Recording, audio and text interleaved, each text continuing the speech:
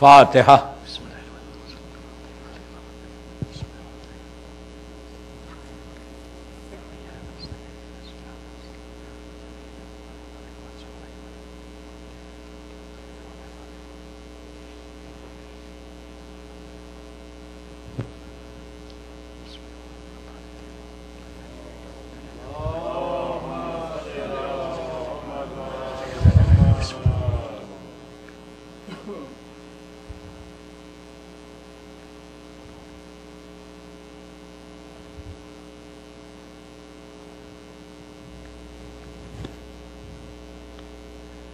اعوذ باللہ من الشیطان اللعین الرجیم، بسم اللہ الرحمن الرحیم، الحمد للہ رب العالمین، الصلاۃ والسلام علی الرسول الثقلین، محبوب رب المشرقین المغربین، جد الحسن والحسین ابو القاسم محمد،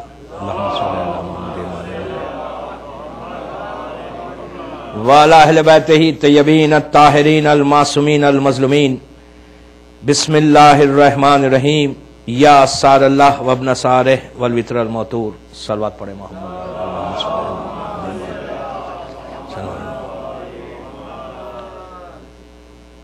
عزاداران امام،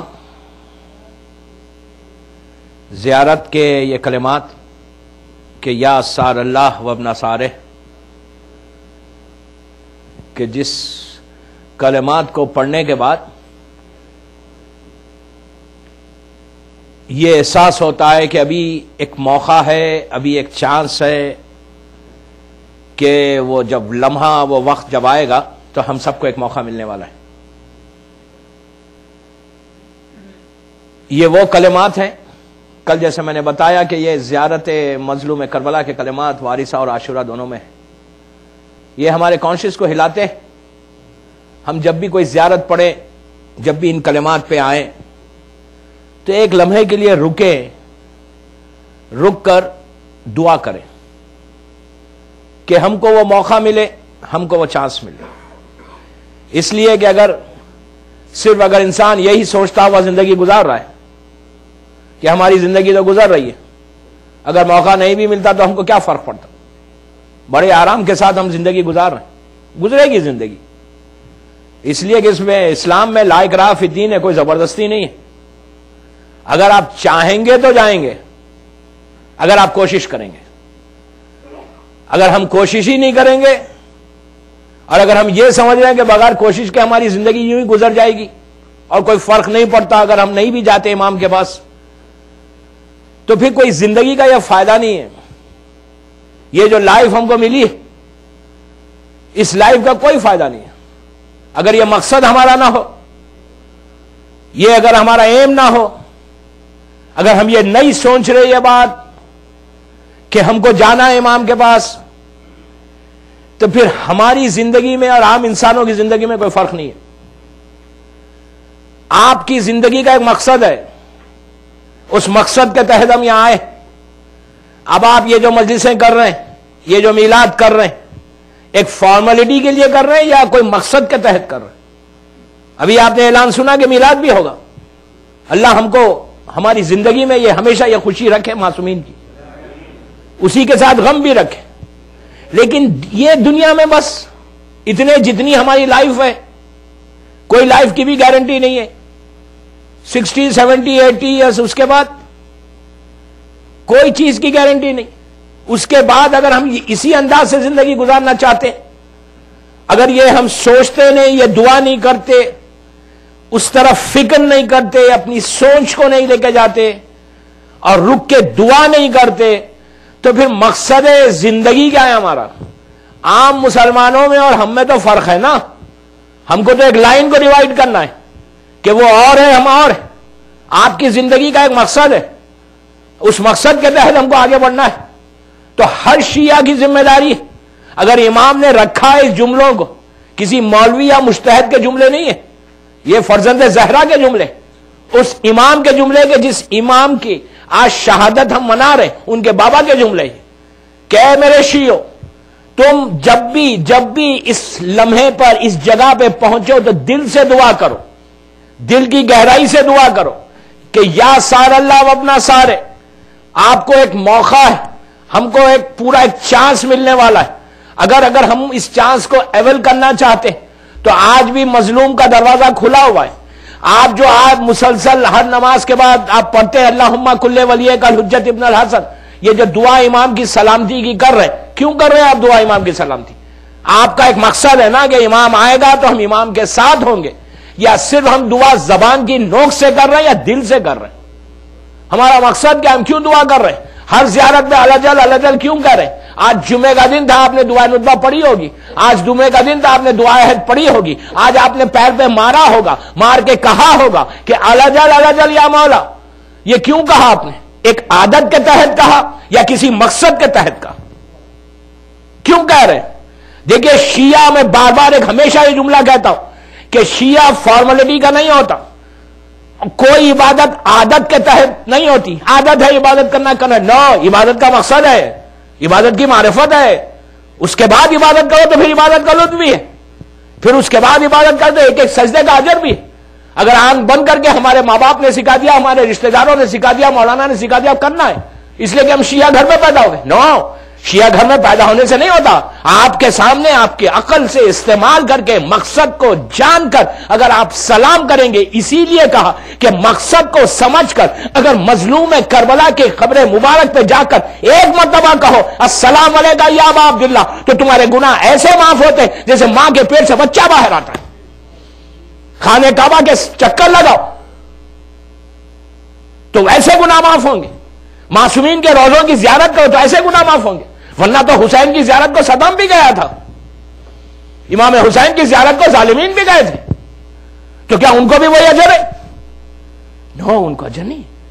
مقصد کہتا ہے ان کو پہچانا، معرفت کے ساتھ کرنا ہے، اس کے بعد ہی یہ اجر ہے. اتنا اچھا موقع مل رہا ہے کہ ایک سلام پہ پورے گناہ معاف ہو رہے، اور اس کے بعد اگر ہم بغیر کسی سوچ کے آگے بڑھ رہے، بغیر کسی اس کے آگے بڑھ رہے، تو صرف ہم کو بڑھنا نہیں ہے. میری ٹاپک محرم کی ذمہ داری ہے نا، کہ کیا ذمہ داری ہم پورا کریں مظلوم کو. محرم اگر ہم حسین کی ذمہ داری، کربلا کی ذمہ داری کو ہم سمجھ رہے ہیں، وہ ریسپانسبلٹی جو کربلا کے جو پیغامات اس کو اگر ہم سمجھ کے زندگی گزار رہے ہیں تو ہر منزل پہ اجر ہے. ایک ایک قدم اٹھائیں گے. مثال کے طور پہ مجلس میں آپ آئے، آپ جتنی بھی دور سے آئے، یہاں پہ تو میلوں دور سے لوگ آتے، آدھے گھنٹے ایک گھنٹے کی ڈرائیو سے آتے. وہاں پہ ڈرائیو کا نہیں ہے، وہاں پہ قدم کا حساب ہے، ایک ایک سٹیپ کا حساب ہے. امام حسین کی بارگاہ میں ایک ایک سٹیپ کا، تم نے نیت کی ایک سٹیپ گھر سے نکلے تو وہ ایک ایک سٹیپ کا تم کو اللہ اجر دینے والا ہے. ایک ایک سٹیپ کا تم کو جو نعمتیں ملنے والی ہیں وہ ملنے والی ہیں. لیکن اگر مقصد ہے، کچھ سمجھ کے جا رہے ہو تو یہ پورا اجر ہے، ادروائز تو کچھ بھی نہیں ہے. تو اگر ہم حسینی میں آ رہے ہیں، ہم مجلسیں کر رہے ہیں، تو پھر ہم یہ سوچیں بھی کہ یا سار اللہ اپنا سارے جو ہم کہہ رہے ہیں کہ مولا ابھی باقی ہے علماء، تو ہر شیعہ کو تیار ہونا چاہیے، ہر عزادار حسین کو. جب یہ امپورٹنٹ ڈیٹس آتی ہیں، آج آپ آئے ساتویں امام کا تابوت اٹھانے، آپ جانتے کہ یہ کتنا مظلوم امام تھا. میں امام کے بارے میں بتاؤں گا ابھی کہ ان کا پیریڈ کیا تھا، ان کا دور کیا تھا، کس زمانے سے امام گزرا. جب آپ یہ سمجھ کے یہاں پر آئے کہ مجھے امام کا تابوت اٹھانا ہے، تو ہم کیا سمجھ گیا کہ امام کی تعلیمات کیا ہے، امام چاہتا کیا ہے. جب آپ یہ سوچ کے یہ پوری ایام میں ذکر امام کر رہے ہیں تو دوستو ایک ایک قدم کا آپ اللہ کی بارگاہ سے اس کا اجر لو. اس آزاداری کو کیش کرواؤ، اس کربلا کے میسج کو کیش کرواؤ. مقصد حسین کو سامنے رکھ کر زندگی گزارو تو پھر دیکھو ایک ایک قدم کے بدلے میں اللہ تمہیں کیا عطا کرتا ہے. ادروائز ہم اندھیروں میں چلے جائیں گے، کوئی پوچھنے والا نہیں ہوگا. اولاد آج کل نہیں پوچھتی، اگر ہمارے اعمال صحیح نہیں ہے تو ہم کو حساب دینا ہے وہاں پر. کوئی پوچھنے والا نہیں ہے، کوئی بتانے والا نہیں ہے. ہم ہوں گے اور ہمارے اعمال ہوں گے. اگر یہ غفلت میں زندگی گزار رہے ہو کہ میں نے بہت کچھ کر لیا، تو اس ذہن سے اس غفلت کو نکال دو. پتہ نہیں کہ ایک سجدہ بھی اللہ کی بارگاہ میں قبول ہوا یا نہیں ہوا، پتہ نہیں کوئی نیکی قبول ہوئی یا نہیں ہوئی.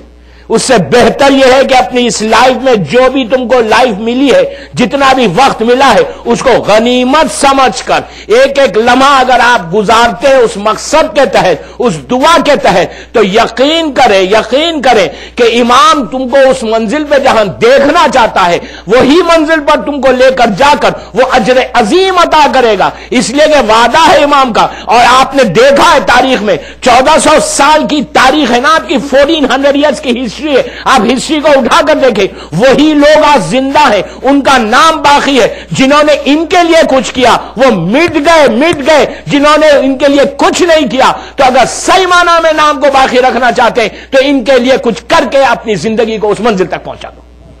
صلوات پڑھیں محمد وعلی محمد۔ ایک اور پڑھ لیجیے آواز بلند۔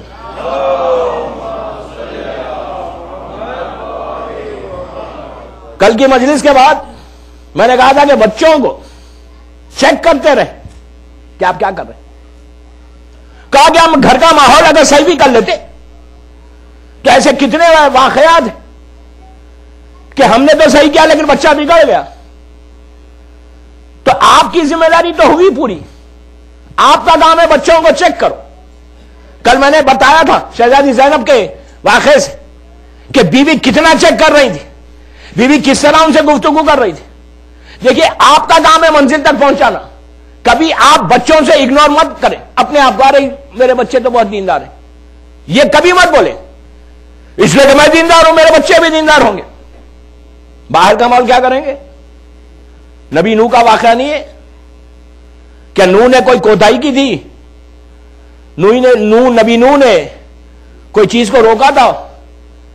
انہوں نے پورا ٹرائی کیا تھا، ان کے بارے میں عصمت ہے، وہاں پہ معصومیت ہے، نبی ہے، کبھی کوتاہی نہیں کر سکتا۔ جو باہر تعلیم دے رہا وہ گھر میں بھی دے رہا تھا، لیکن باہر کا ماحول خراب تھا جس سے بچہ بگڑا۔ اور آپ جس ملک میں رہتے ہیں یہاں تو باہر ہی کا ماحول بہت خراب ہے، اس کا انفلوئنس ہمارے گھروں میں بھی آ گیا۔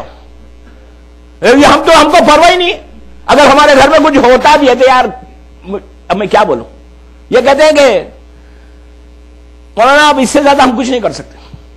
اتنا تو چھوٹ ہے نا اسلام میں، چھوٹ آپ خود بنا رہے ہیں۔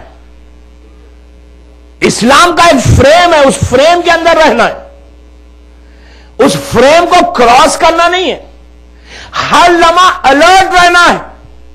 شیعہ کو سب سے زیادہ الرٹ رہنا ہے۔ کربلا کی ذمہ داریوں میں یہ ایک ذمہ داری ہے کہ اپنے آپ کو تم کتنا الرٹ رکھتے ہو، کہاں پہ کہیں بھی آپ بریک نہیں دے سکتے کہ یہ چلتا۔ اسلام میں کوئی چلتا نہیں ہے، دنیا میں چلتا ہے، جو چاہے چلا لیں دنیا میں آپ اپنی لائف میں، یہ بھی چلتا ہے وہ بھی چلتا ہے، بابا چلتا ولتا کچھ نہیں ہے، وہی چلتا ہے جو اللہ کا رسول چاہتا ہے، وہی چلتا ہے جو معصومین چاہتے۔ ہماری مرضی کا نہیں چلتا، ہماری مرضی کا اگر آپ چلائیں گے تو پھر جو آج کل کے حالات ہیں وہ آپ کے سامنے، جو حالات بگڑ رہے، جو ہماری کمیونٹی میں اتنے پرابلمز ہیں، اس کا ریزن یہی ہے، اس لیے کہ اتنی احتیاط ہے ہمارے پاس۔ پلیز غور سے سنیں، اتنی احتیاط ہے، معصومین نے احتیاط کی۔ تاریخ کا مشہور واقعہ، آج جمعہ ہے اس لیے میں یہ واقعہ پڑھ رہا، بی بی نرجس خاتون کا۔ آپ دیکھیں کہ احتیاط کتنی ہے، غور سے سنیں، مشہور واقعہ ہے، میں اس کے ڈیٹیل میں نہیں جاتا، لیکن جو میرا مقصد ہے وہ مقصد تک پہنچنا ہے، بس 2-3 منٹ غور سے سنیں کہ احتیاط معصوم کتنی کر رہا ہے۔ اور ہر شیعہ، میں یہ واقعہ اسی لیے پڑھ رہا، ہو سکتا آپ نے سب نے سنا ہے، لیکن یہ واقعے سے اگر کسی ایک کو بھی میسج ملا تو آج کی مجلس کا مقصد پورا ہوگا۔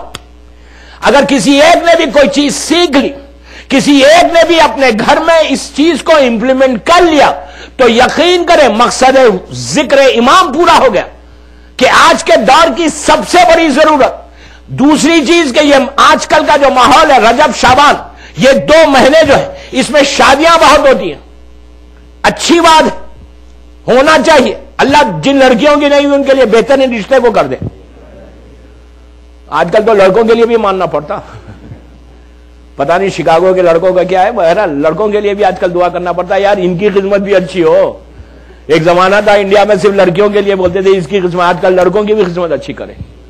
پتہ نہیں کیا کیا ہو رہا ہے. اینی تو سب کے لیے دعا. غور سے سنیں کہ ایک معصوم کتنی احتیاط کر رہا. بی بی نرجس خاتون یہ کون خاتون تھی؟ یہ عیسائی تھی، پہلے کرسچن تھی، روم میں رہتی تھی، 11 امام سامرے میں رہتے تھے.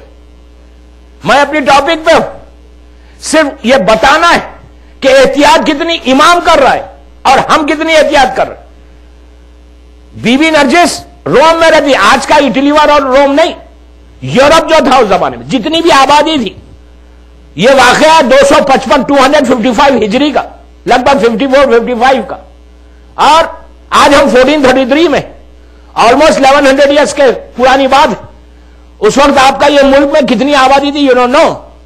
لیکن اس زمانے میں یورپ میں جو یورپ کی طاقت تھی، روم کی جو بھی طاقت تھی، روم ایک ملک کا نام نہیں تھا، وہ پوری طاقت کا نام تھا. اس وقت پوری دنیا میں 2 بڑی طاقتیں تھیں، 2 بگ پاورز تھے. ایک اسلام تھا جو عرب میں تھا، اور ایک یہ روم کی طاقت تھی. 2 بڑی طاقتیں تھیں پورے دنیا میں. جو ایگزسٹنگ ورلڈ تھا، نون ورلڈ اس وقت کا جو بھی تھا، اس میں 2 بڑا بگ پاورز تھے. ایک اسلام کا بگ پاور تھا، ایک ان کا بگ پاور تھا. اور بی بی نرجس ان کا اس وقت کا نام سوسن ہے. یہ روم میں رہتی تھی. سیزرز کی grand daughters, one of the grand daughters کہتے. اور یہ بہت ان کو چاہتا تھا، بے انتہا چاہتا تھا بی بی نرجس کو. میں نرجس ہی کہہ رہا. انہوں نے، ان کی شادی فکس ہوئی، میرج فکس ہوئی. شادی جو فکس ہوئی، اس نے ایک عیسائی لڑکے کے ساتھ ان کی شادی فکس کی. غور سے سنیں، ایک ٹوٹل میسج ہے اس میں. شادی کا دن آیا، خود یہ سیزرز آیا شادی میں. اس کی گرینڈ ڈاٹر کی شادی، اتنے بڑے بگ پاور کے آدمی کی پوتی کی شادی ہے، بہت گرینڈ شادی تھی. اور اس وقت یہ لائٹ سسٹم نہیں تھا، کینڈلز اور چراغ جو بھی اس زمانے کا تھا، پینڈال بنا تھا، پورا ہزاروں کی تعداد میں لوگ جمع ہوئے. یہ بیوی آئی، دلہن بن کے یہ آئی، وہ جو لڑکا تھا وہ آیا. شادی اب شروع ہونے والی ہے.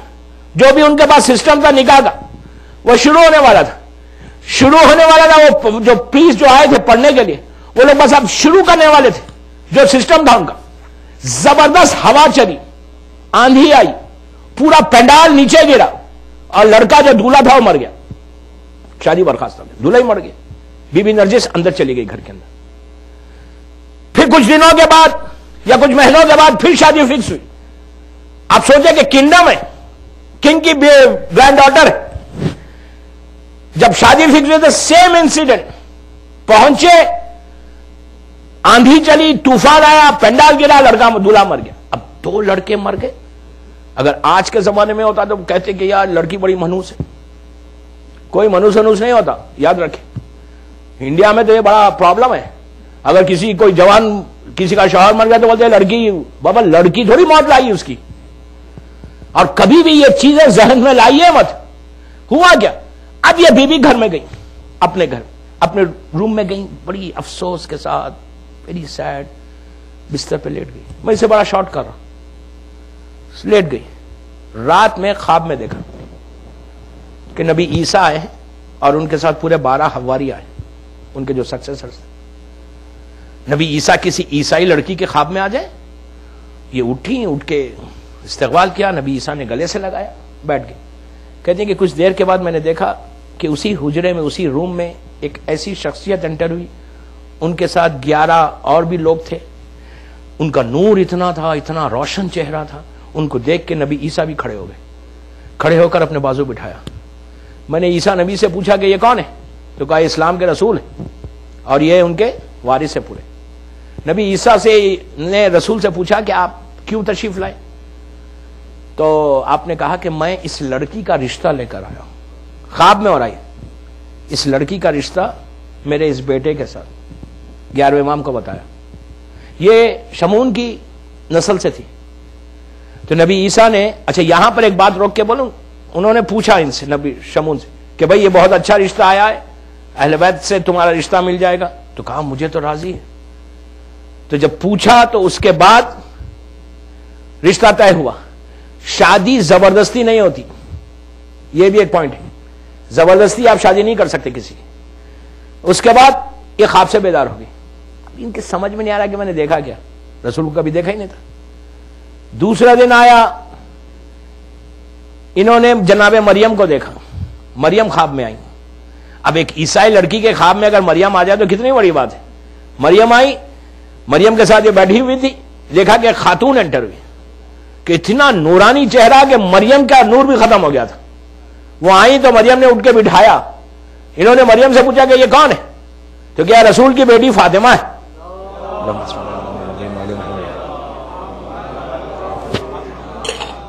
آواز بلند صلوات پڑھ لیں یار.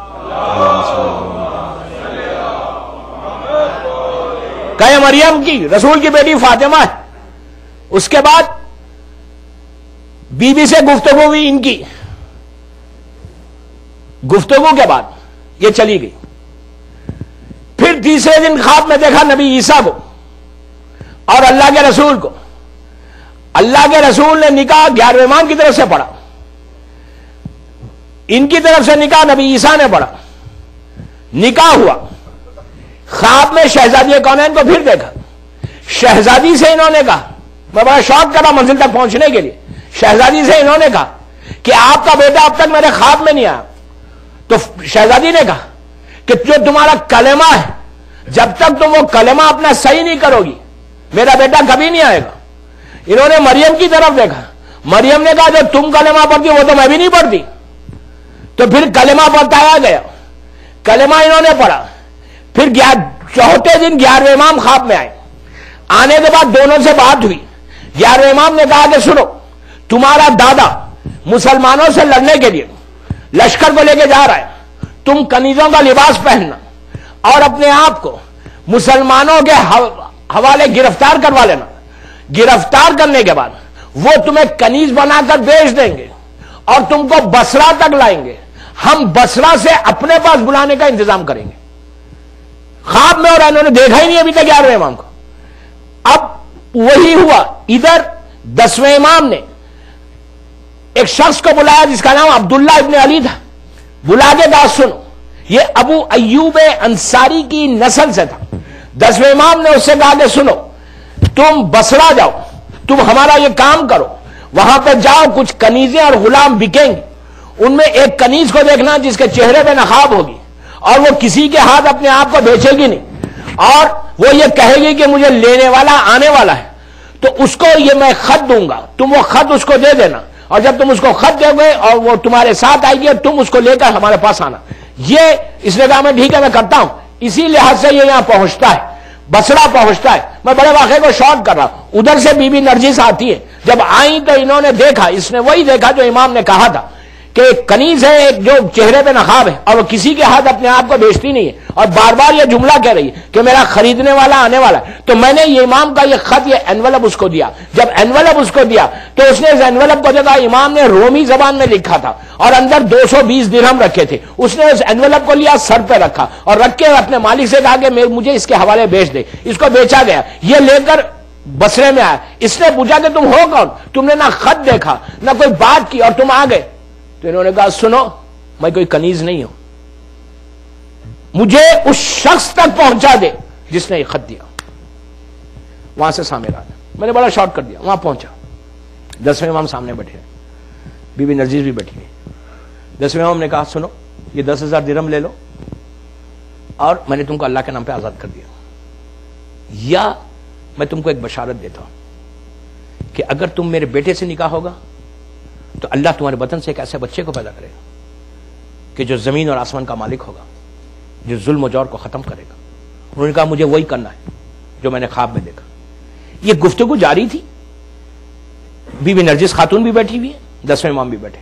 سامرے کا وہ گھر جو آج سرداب ہے نا، سامرے کا وہ 10ویں امام کا گھر تھا.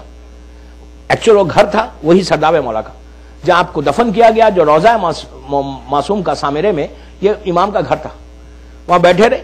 اتنے میں حکیمہ خاتون انٹر ہوئی، بی بی حکیمہ جو 10ویں امام کی سگی بہن تھی، چھوٹی بہن.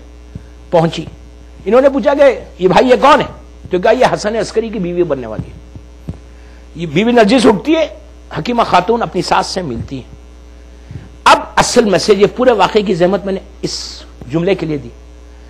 جب گفتگو ہونے لگی حکیمہ خاتون اور نرجس خاتون میں، تو اس وقت 10ویں امام نے کہا کہ حکیمہ اس کو، نرجس کو اندر لے کے جاؤ گھر میں، اپنے ساتھ رکھو، 8 دن 10 دن رکھ کر اسلام بتاؤ، دین بتاؤ، فقہ بتاؤ، حلال حرام بتاؤ، اس کے بعد پھر میں نکاح کروں گا.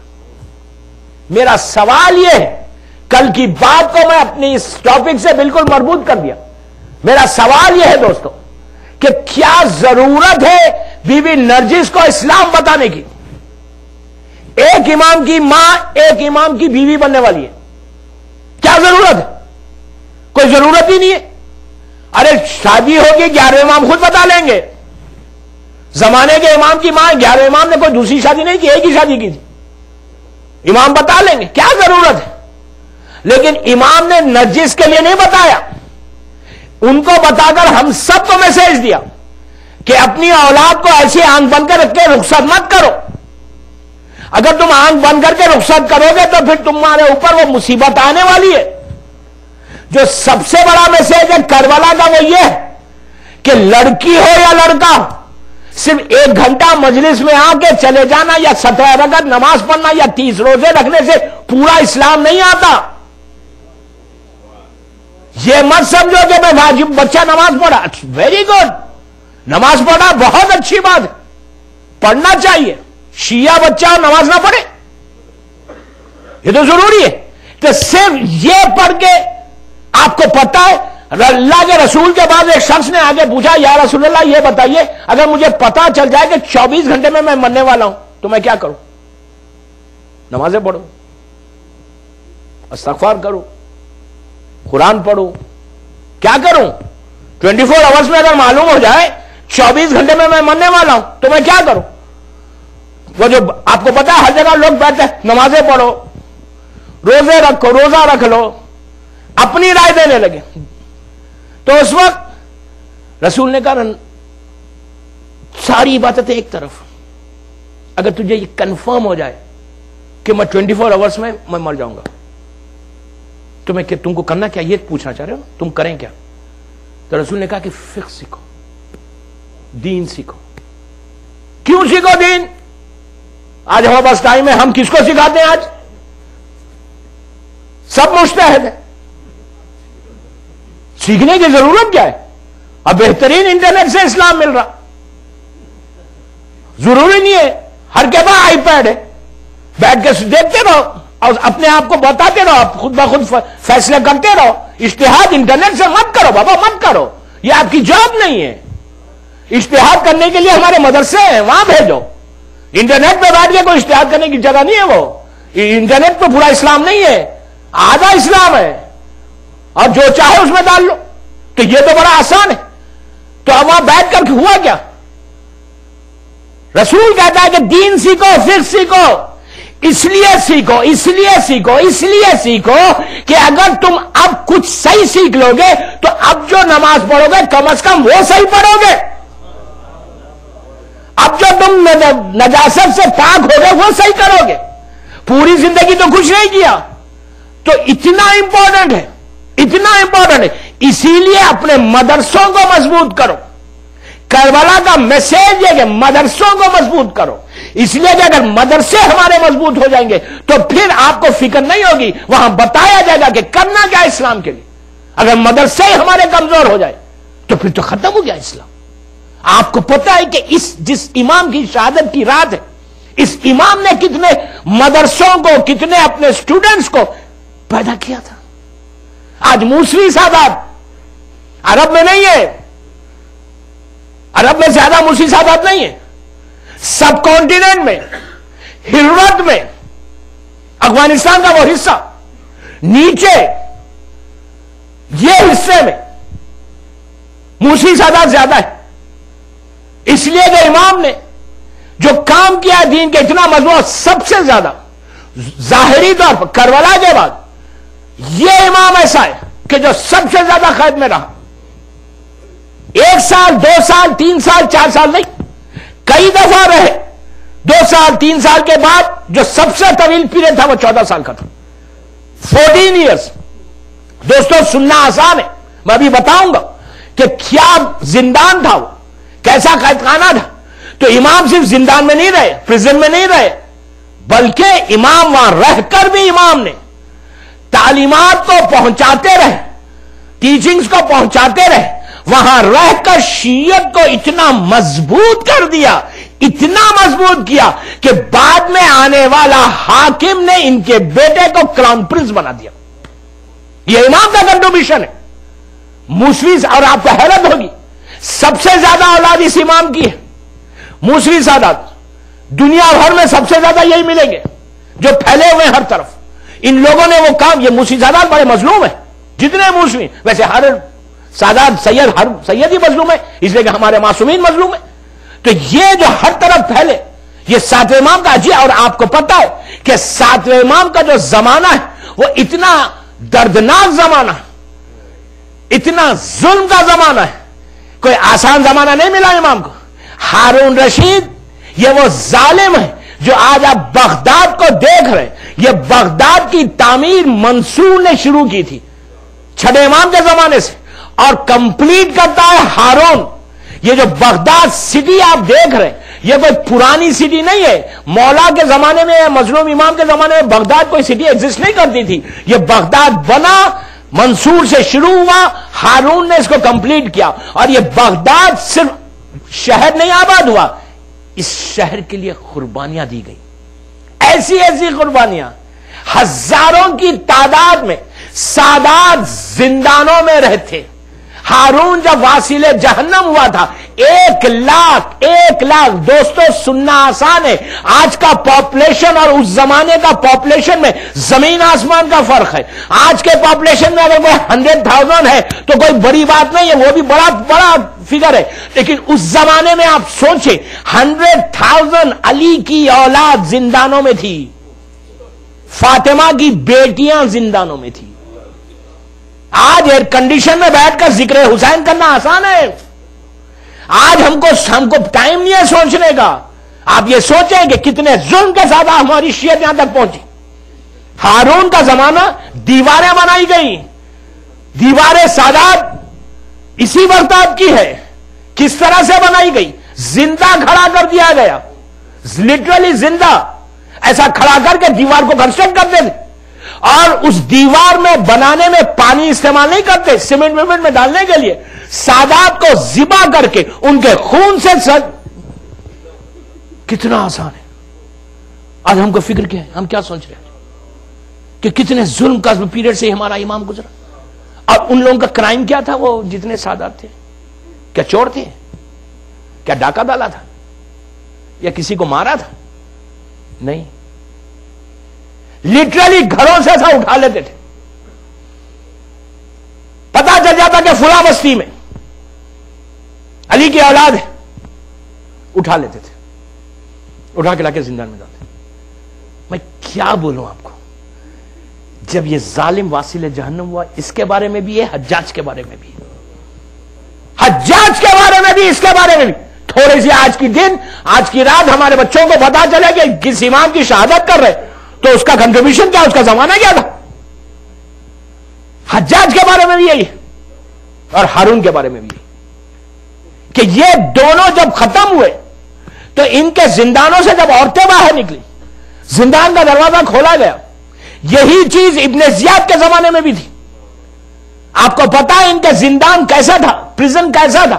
بڑا خوبصورت نہیں تھا, اوپن نہیں تھا, ہوادار نہیں تھا, کوئی ایئر کنڈیشن لگا ہوا نہیں تھا, بلکہ ان کا زندان انڈر گراؤنڈ ہوتا تھا اس زمانے میں ظالمین کا. آپ کو پتا ہے ایس جو فگر ہے انگلش کا, یہ ایسا ہوتا تھا 20 میٹرز نیچے, ایسا وہ لا کے نیچے ڈال دیتے تھے. آپ کوئی ہوا نہیں, دن بھر میں ایک روٹی اور گرم پانی ملتا تھا. اور حیرت دیکھیں آج ہیومن رائٹس کی دنیا بات کرتی ہے. آپ دیکھیں کہ آپ پہ کیا ظلم ہوا ہمارے معصومین کے اوپر, سادات پہ کیا ظلم ہوا.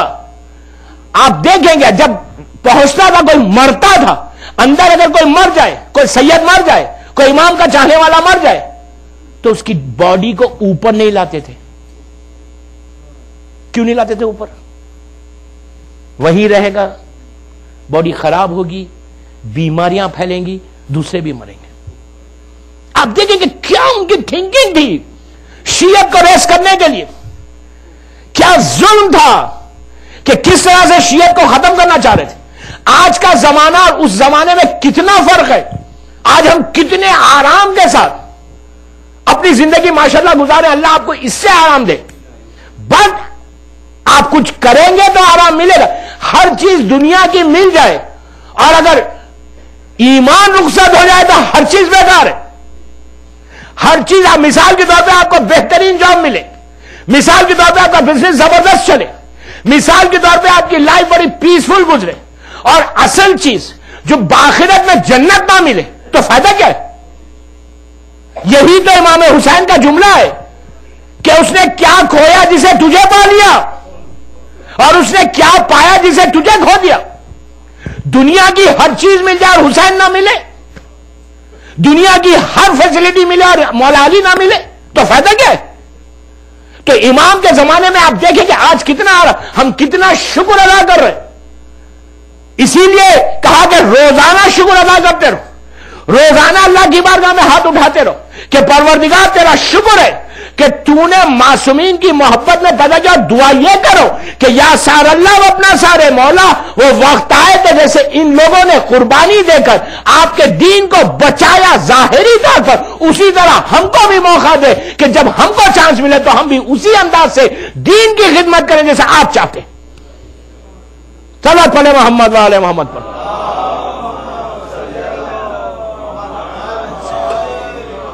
ایک اور پڑھ لیجئے بآواز بلند. یہ اتنا ضروری ہے. اگر ہم یہ نہیں سوچتے تو ہم کو کچھ نہیں ملنے والا. ایسے زندانوں میں 1 لاکھ مرد اور عورت تھے. جب زندان کا دروازہ کھولا کہا گیا باہر آؤ. عورتوں سے کہا. آج سننا بہت آسان ہے. جب آج رات میں بستر پہ جائیں نا، ذرا سوچیں کہ یہ جو ہمارے آبا و اجداد تھے، یہ جو علی والے تھے، ان پہ کیا ظلم ہو گیا. معصومین تو بہت بڑی بات ہے. اس کے بعد عورتوں سے کہا باہر آؤ.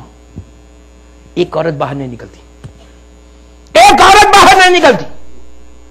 1 دفعہ کہا، 2 دفعہ کہا، 3 دفعہ کہا. تیسری دفعہ اندر سے آواز آئی لباس بھیج دو ہمارے لیے. اس سے بڑا ظلم اور کیا ہوگا. اس طرح ہماری ماں بہنیں تھیں وہاں پہ. یہ قربانی ہے، یہ کربلا کی قربانی ہے. اس جذبے کو پیدا کرو. وہ لوگ چاہتے تو ایک لمحے میں ہارون سے انعام لے سکتے تھے. وہ لوگ چاہتے تو آپ بہترین بنگلوں میں رہ سکتے تھے. وہ لوگ چاہتے تو پوری فیسلٹی جو ظالم دے رہا تھا وہ دے سکتا تھا. کیوں؟ ان لوگ وہ یہی کہتا تھا کہ تم صرف مولا علی کے خلاف آواز بلند کرو، تم علی کو مت مانو، ہر چیز ملے گی. ان لوگوں نے اپنی ہر چیز کو قربان کیا، مولا کی محبت کو باقی رکھ دیا. یہ جذبہ ہے دوستو، یہ جذبہ ہے. آج سوچے، میں جو کل سے کہہ رہا، یہ جو ٹاپک ہے سو امپورٹنٹ، سو امپورٹنٹ. میری خواہش ہے یہ 5 دن میں کوئی ایک یوتھ میں بھی اگر فکر پیدا ہو جائے تو یہ 5 دن کا مقصد پورا ہو جائے گا. یہ سوچ کو پیدا کرو. غفلت میں مت رہو، اگنورنس میں مت رہو. نکلو اس اگنورنس سے. اس فکر کو، جذبے کو پیدا کرو کہ we have to do something, we have to do something. اگر ہم کرتے ہیں تو ہمیں پھر نام ہے. اس پاتھ پہ چلو، اس راستے پہ چلو جو تمہارے امام کا راستہ تھا. حالات بہت بدل گئے، تیزی سے دنیا آگے بڑھ رہی ہے. اس امام کے زمانے میں امام کو جب پہلی مرتبہ زندان میں لے کر گئے، آج بھی اگر آپ بغداد سے سامرے کی طرف، ابھی میں جا کے آیا، بغداد سے سامرے کی طرف کوئی جاتا ہے، جو ہمارے ساتھ مولانا تھے، آپ غور سے سنیں، انہوں نے ایک عجیب جگہ بتائی کہ وہاں جانے کے بعد شیعہ، اگر ہم کو پتا ہے نا میرا امام رہا ہے، آپ پاگل ہو جائیں، بال نوچنے لگے، سینہ پیٹے کہ یار یہ وہ جگہ ہے جب فرزند زہرا تھا، آپ کو پتا ہے وہ زندان، کہا یہ جو زندان ہے اس میں کم رہا امام، اس سے خطرناک زندان تھا۔ مجلس کے اختتام پہ میں بتاؤں گا کہ امام کا کیا حال ہو گیا تھا وہاں پہ۔ تو کہا وہاں پر یہ جو زندان کو ہم نے دیکھا، اس کو تو بہت اچھا کر دیا انہوں نے، وہ چیز تو نہیں ہے 1100 سال پرانی، 1200 سال پرانی۔ آپ یقین کریں نیچے جب، اب تو انہوں نے روشنی بھی ڈال دی، سیڑھی بھی لگا دی، سٹیپس بھی آ گئے، جب آپ نیچے پہنچے جس جگہ پہ رکھا گیا تھا نا، اتنی چھوٹی اور نوکیلے پتھر ہیں، شارپ نیلز کی طرح، 1 دن 2 دن 3 دن 4 دن نہیں، کئی سال امام اس زندان میں رہا، لٹرلی بیٹھے تو کھڑے نہیں رہ سکتے تھے، کھڑے ہوتے تو بیٹھتے نہیں تھے، ایسے ایسے ظالموں نے ظلم کیا اس زندان۔ 7ویں امام کی بات کر رہا، ایسے زندان میں بھی امام رہا۔ اور کوئی یہ مت سمجھے کہ ہارون بڑا ظالم ترین بنی عباس کا ہے،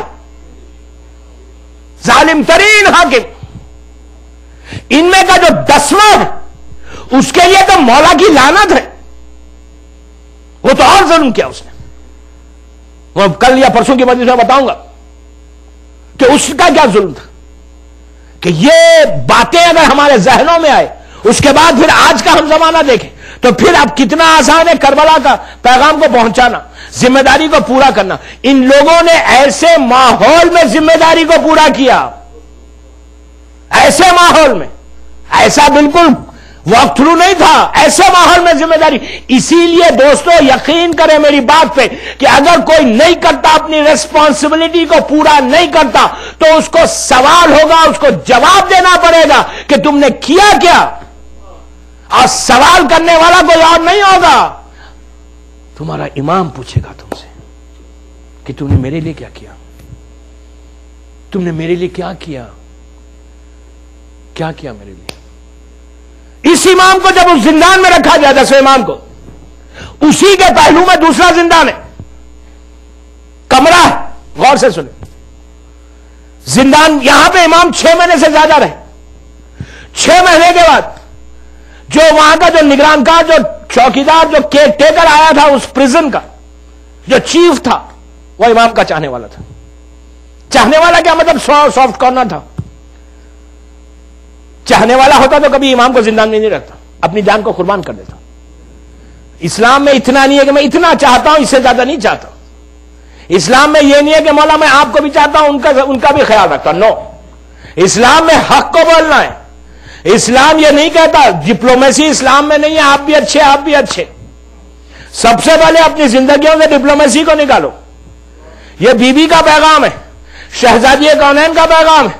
شہزادی جو باغ کے لیے آئی تھی جو مشہور جملہ ہے تاریخ کا کہ شہزادی کونین فدق کو لینے آئی تھی، فدق کے باغ کو چند جھاڑوں کو لینے فاطمہ نہیں آئی، خطبہ فدق کا ہے، جملہ فدق ہے، فدق پہ بولی بی بی، لیکن وہ جھاڑوں کے لیے مقصد یہ نہیں تھا کہ بی بی ان درختوں کے لیے آئیں، نو، بی بی کیا درخت جھاڑوں کے لیے آئیں گی دوستوں؟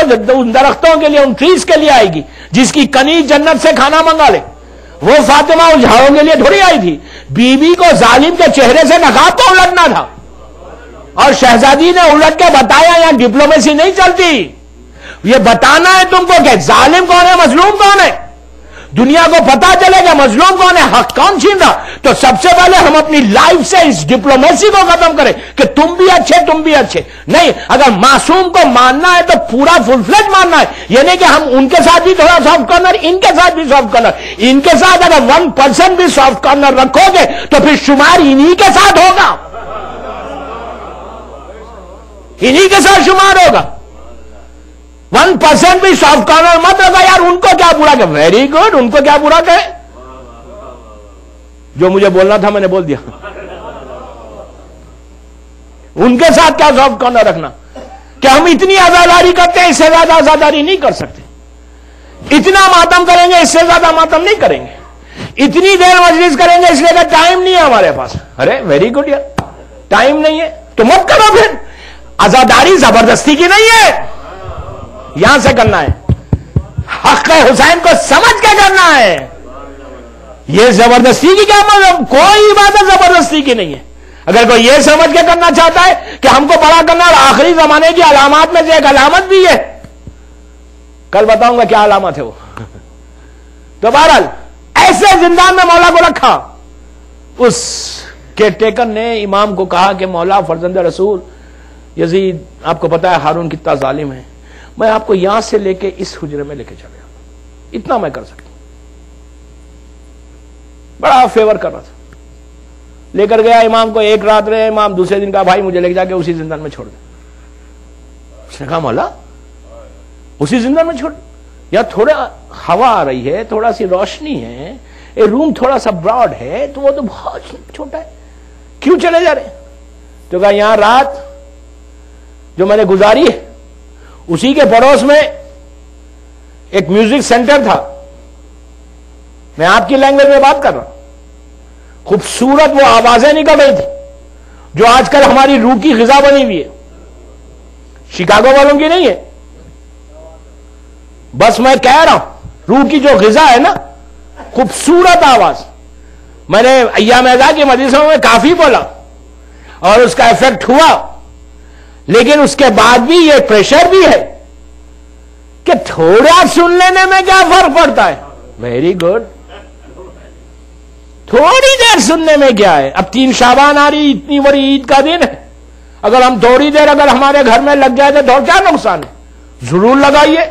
یہ آوازیں اس کے بعد کہتے ہیں کہ شادی میں بغیر اس کے تو مزہ ہی نہیں ہے. وہ شادی نظر نہیں آتی جب تک یہ آوازیں بلند نہ.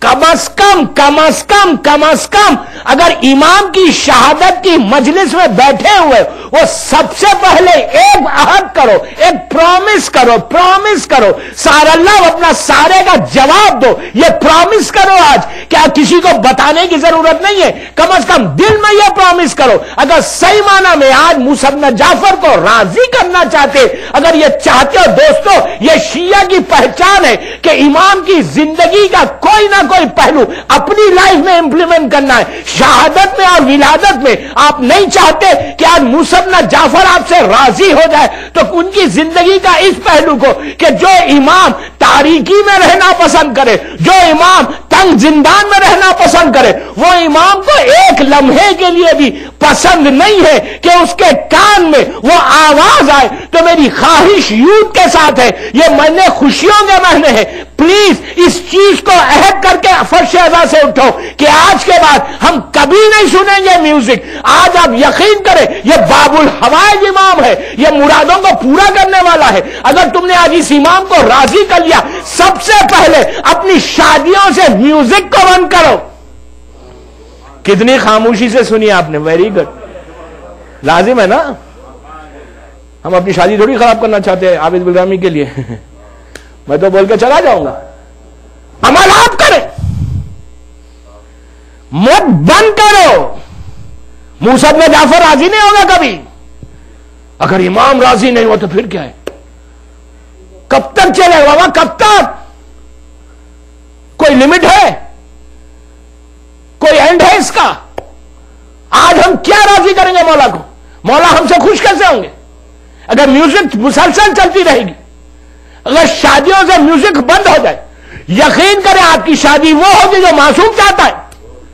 معصوم شادیوں میں شریک ہونا چاہتے. زمانے کا امام اپنی کنیزوں کے غلاموں کی شادیوں میں آتا ہے. اف یو انوائٹ، میں کیا کہہ رہا آپ سے، ہم کو انوائٹ کرنا مولا کو نہیں ہے، ہم کو یہاں کے سینیٹر کو انوائٹ کرنا ہے. بڑے بڑے لوگوں کو بابا ضرور بلا، پورے دنیا کے بڑے بڑے آدمیوں کو بلا. کوئی آنے والا یہ نہیں بولتا یار تم نے میوزک کیوں نہیں رکھی. میں کیا کہہ رہا ہوں؟ کوئی بولتا ہے تو میوزک رکھو گے تو میں شادی میں آؤں گا؟ کسی کا کنڈیشن ہے؟ کسی کا کنڈیشن نہیں. کسی کا یہ کنڈیشن ہی نہیں رہتا. ضرور بلاؤ. اسلام منع نہیں کرتا. آپ بڑے سے بڑے آدمی کو، دنیا کے آدمی کو بلائیے. گرینڈ شادی کرو بچوں کی. گرینڈ کا یہ مطلب نہیں ہے کہ زبردست ڈی جے آ جائے, یہ مطلب نہیں ہے کہ زبردست میوزک چلے تو پھر گرینڈ ان کی شادی. واہ, شادی ایسی کرو کہ دیکھنے والا بولے کہ یہ کنیز زہرا کی شادی ہے.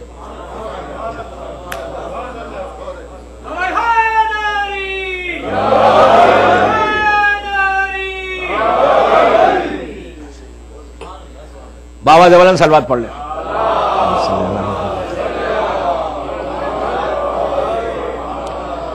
دیکھنے سے معلوم ہو کہ یہ کوئی علی والے کی شادی ہو رہی, دیکھنے سے معلوم ہو کہ تمہارے گھر میں کوئی امام کا چاہنے والا اس گھر میں رہتا ہے. اگر میوزک چلتے رہے گی تو کوئی یہ نہیں کہہ سکے گا کہ پھر آپ میں اور دوسروں میں فرق کیا رہے گا. ہماری شادیوں میں اور دوسروں کی شادیوں میں فرق کیسے ہو؟ تو میری ریکویسٹ ان لڑکیوں کے ساتھ ہے اور ان لڑکوں سے, بڑوں سے نہیں. بڑوں کو تو مجھے مجال ہی نہیں ہے بولنے کی. یہاں کے بڑے تو ماشاءاللہ بہت اچھے نیک مومن لوگ ہیں. پرابلم بچوں سے ہے نا, تو میں بات بھی بچوں سے ہی کر رہا, یوتھ سے کر رہا, میں بڑوں سے بات ہی نہیں کر رہا. ان لڑکیوں سے لڑکوں سے بات کر رہا کہ جن کی شادی ہونے والی ہے, جن کی ڈیٹ فکس ہو گئی, ان بچوں سے کہہ رہا کہ تم لوگ پولائٹلی اپنے ماں باپ سے بڑی عزت کے ساتھ, ریسپیکٹ کے ساتھ کہو کہ ہم, لڑکی کہے کہ ہم ویسے رخصت نہیں ہوں گے. اگر لڑکی ماں سے کہے باپ سے, جیسے تم ڈیمانڈز کرتی ہو اپنے, ہر وجہ سے خواہش کرو, ہر وجہ سے اپنے ماں باپ سے مانگو, گرینڈ سے گرینڈ شادی کرو, ہزاروں لوگوں کو بلا کے کرو. کوئی اسلام میں فورم نہیں ہے کہ ایک آدمی کو بلاؤ 100 نو. اگر تم نے حق ادا کر دیا تو تم 1 لاکھ آدمی کو بلا کے کھانا کھلاؤ, اتنی بڑی گرینڈ شادی کرو. لیکن بچی کہے, لڑکی کہے, دلہن کہے, دولہا کہے کہ میں پہلے جب بات چیت تو سبھی کرتے, ایک دوسرے کی انڈرسٹینڈنگ کے لیے بات چیت کرتے, کوئی فرق نہیں پڑتا. آپ بات کر کے ایک دوسرے کو ڈیسائیڈ کر لو کہ تم اپنے پیرنٹس کو کہو, میں اپنے پیرنٹس کو کہوں گی. شادی پھر جب ہوگی تو ویسی شادی ہوگی جیسا موسیٰ نجات پر چاہتا ہے. ادروائز یہ جو پرابلمز ہیں نا آج, آپ جانتے ہیں اس ملک کے پرابلمز کے. میں دنیا گھومتا ہوں, پتا ہے کہ کیا کیا کہاں پرابلمز ہو رہے ہیں اس وقت. یہ پرابلمز ہیں, اس کو بریک کریے دوستوں. موسیٰ بن جعفر کو راضی کرنا ہے. آج کی رات ہمارے لیے ایک مصیبت کی رات ہے. اس رات اس امام کو راضی کرو جو پردہ غیبت میں اور جو کاظمین میں سو رہا ہے. اس امام کو راضی کرو آج. اگر آج امام راضی ہو گیا تو یقین کریں آج آپ کامیاب ہو گئے. ہم موسیٰ بن جعفر کی زیارت کو جاتے ہیں, اللہ ہم کو پھر نصیب ہو مولا کی زیارت انشاءاللہ. کاظمین ہم سب جاتے ہیں, اللہ پھر جائیں جلد سے جلد. عجیب بارگاہ, عجیب بارگاہ, عجیب بارگاہ, عجیب بارگاہ. کوئی خالی نہیں گیا وہاں سے. جاتے ہیں نا تو آج مولا کی, آپ ہم دور بیٹھے, ہزاروں میل دور بیٹھے ہوئے, آج آپ تابوت اٹھائیں گے, کچھ مت کہو, ہر لڑکے سے ہر لڑکی سے میری خواہش ہے, تابوت پہ ہاتھ رکھ کے کہہ دو مولا میں آپ کا غلام. لڑکی کہے میں آپ کی کنیز ہوں, میں اپنی زندگی کو جو سٹارٹ کروں گی وہ آپ کی مرضی سے سٹارٹ کروں گی, اپنی زندگی کو جو میں شروع کروں گی وہ آپ کی خوشی میں شروع کروں گی. اس کے بعد دیکھو دوستو کہ کیا زندگی آپ کی خوشیوں کے ساتھ گزرے. یہ امام کی سب سے بڑی خوشی اسی میں تھی کہ مجھے وہ آوازیں سننا نہیں. ان آوازوں کو اگر ہمارے ہر گھر سے بند ہو جائے, یقین کرے تمہارا فرزند زہرا تمہارے گھر پہ آ جائے. شادیوں میں امام آئے, شادی کو بنا بیگم رجائی, ایران کی جو پرائم منسٹر تھے آغا رجائی, جو بم بلاسٹ میں جن کا انتقال ہوا تھا, شہید ہوئے تھے, ان کی زوجہ, میں جگہ کا نام نہیں بولتا, آئی ہوئی تھی اس ملک میں. بڑا پروٹوکول تھا ان کے ساتھ. وہ پہنچی, شادی میں پہنچی. امام بارگاہ میں شادی نہیں تھی بلکہ ایک بڑے ہال میں تھی, پرائم منسٹر کی وائف, ایکس پرائم منسٹر کی وائف آئی, انٹر ہوئی. اس کتاب میں لکھا کہ جب وہ انٹر ہوئی, پہنچی اندر, گیٹ کے پاس مجمع کو دیکھا, عورتوں کو دیکھا, ان مردوں کو دیکھا. پرائم منسٹر کی وائف ہے, چیخیں مار کے رونے لگی, شادی میں انٹر ہوئی, رو رہی, پورے عورتیں ان کے ساتھ تھی. پوچھا کیا ہوا؟ تو کہا جس وقت میرے شوہر کا بلاسٹ میں شہادت ہوئی, جن کی باڈی ختم ہوئی تھی بالکل, وہ جب مجھے نیوز آئی, اطلاع آئی, باڈی کے جو حصے آئے میرے سامنے, مجھے اتنا تکلیف ہوئی, میں بیوہ ہو گئی. غم تھا میرا, بہت بڑا غم تھا, لیکن میں اتنا نہیں روئی. میں نے کہا اللہ تیرا شکر ہے کہ میرے اوپر یہ مصیبت آئی, میں صبر کروں گی کہ میرا شوہر دین کے لیے, ملک کے لیے کام آ گیا. یہ جذبہ تھا.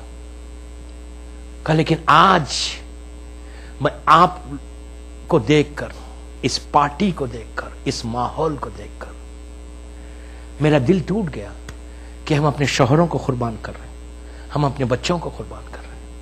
اس طرح نہیں ہوتا. بس دوستوں, میں اس سے زیادہ کیا بولوں. یہ جو میں نے واقعہ پڑھا ساتویں امام کے زندان کا, جو 1-1 لاکھ جو مولا کے چاہنے والے اندر گئے, وہ آپ کو دیکھتے نہیں ہوں گے. آپ کو پتا ہے کہ یہ لوگ سب شہید ہیں. ان لوگوں نے اتنی قربانی دی. امام دیکھ کر کہتا ہوگا کہ میرا کلمہ پڑھنے والے آج کیا ہو گیا ان کو. پھر مجھے صبح میں یہ بھی کہہ رہے اللہم کل ولی اگل, میری سلامتی کی دعا بھی کر رہے, اور پھر شام میں یہ کر رہے. افسوس یہ کہ شروع ہو رہی شادی حدیث قصہ سے,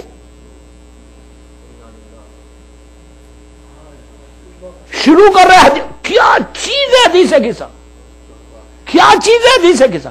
جس جگہ پہ حدیث قصہ ہوتی ہے وہاں رحمتوں کا نزول ہو جاتا,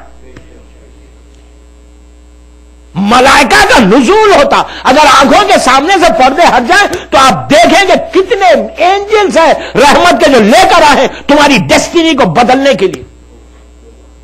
حدیث وہی یہ بات ہوئی. میں جگہ کا نام نہیں بولتا, گلف میں ایک ویڈیو شاپ تھی. اس زمانے میں CD سسٹم نہیں تھا, ویڈیو سسٹم تھا. وہ انڈین موویز کے اس کے ویڈیوز بیچتا تھا. وہ جب دوسوا میں دکان کھولتا تھا تو یاسین لگاتا تھا. یاسین لگا کر دکان کا بزنس سٹارٹ کر. اسے پوچھا بابا تو یاسین کیوں لگاتا ہے؟ تو کہا برکت کے لیے. اب میں کیا بولوں آپ کو. بابا تم بیچ کیا رہے ہو؟ انڈین مووی, انڈین سانگ بیچ کے یاسین سے شروع کر رہے ہو, یہ امید کے ساتھ کہ اللہ تمہارے رزق میں برکت دے گا. انہیں آپ سوچیں شیعت کہاں چلی گئی, ہماری تھنکنگ کہاں چلی گئی.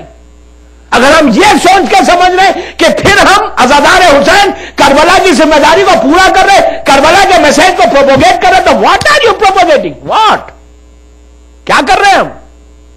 کب تک یہ چلے گا؟ 2012 میں اگر ہم بریکس نہیں لگائیں گے تو ہر چیز ختم ہو جائے گی. دوستوں, جو سب سے بڑا نقصان آج شیعت کو پہنچ رہا ہوا اپنے لوگوں سے پہنچ رہا ہے.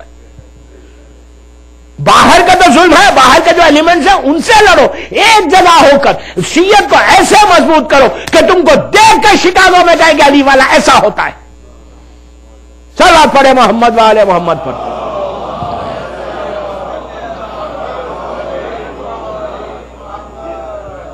ایک اور پڑھ لیجیے بابا سے بلند.